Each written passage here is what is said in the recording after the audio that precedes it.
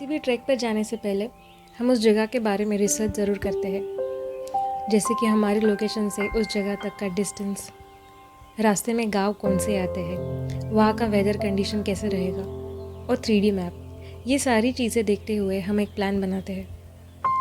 लेकिन बहुत बार चीज़ें हमारे प्लान के हिसाब से नहीं होती, तब बुरा लगता है, निराशा होती है।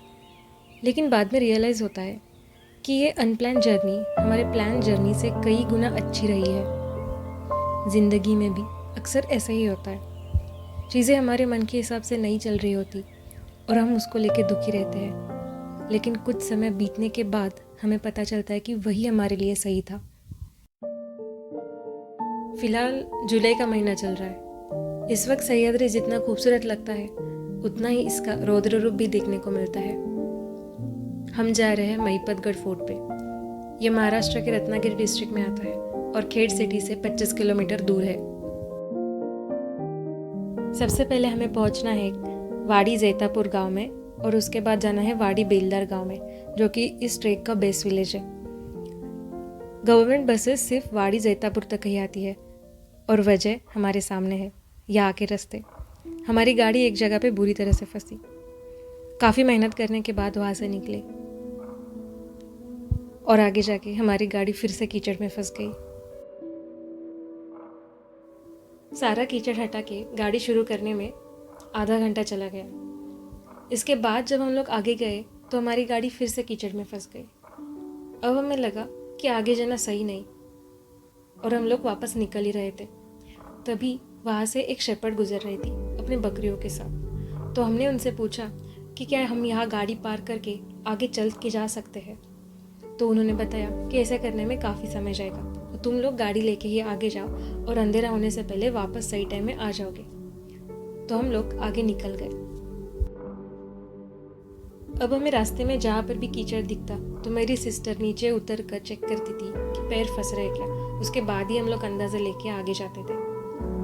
और हैरानी की बात ये थी कि पूरे रोड पे हमें एक भी गाड़ी नहीं दिखी।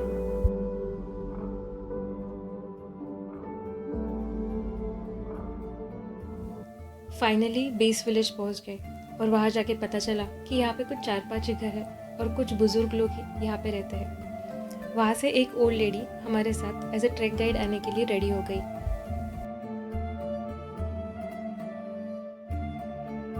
इतनी एज होने के बावजूद पूरे 3 घंटे के ट्रैक पे वो कहीं पर भी रुकी नहीं। रास्ते में आने वाले पेड़ पौधों के बारे में उन्हें पता था और उनके बारे में वो हमें समझा रही थी।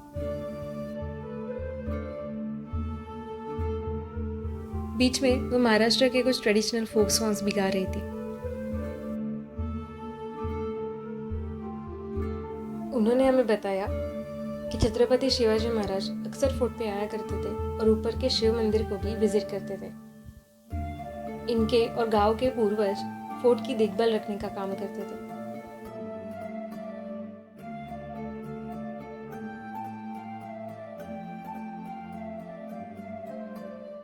फोर्ट पर हर तरफ पुराने जमाने के अवशेष देखने को मिलते हैं और बीच में एक प्राचीन शिव मंदिर है।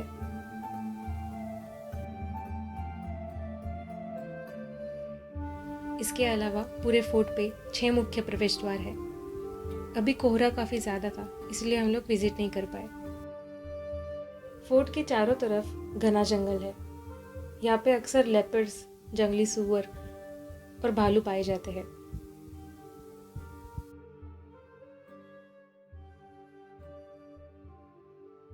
ट्रैक खत्म होने के बाद उस बुजुर्ग महिला ने उनके घर में हमें चाय के लिए बुलाया और इतने घंटे बारिश में भीगने के बाद वो हमारी जिंदगी की सबसे बढ़िया चाय थी।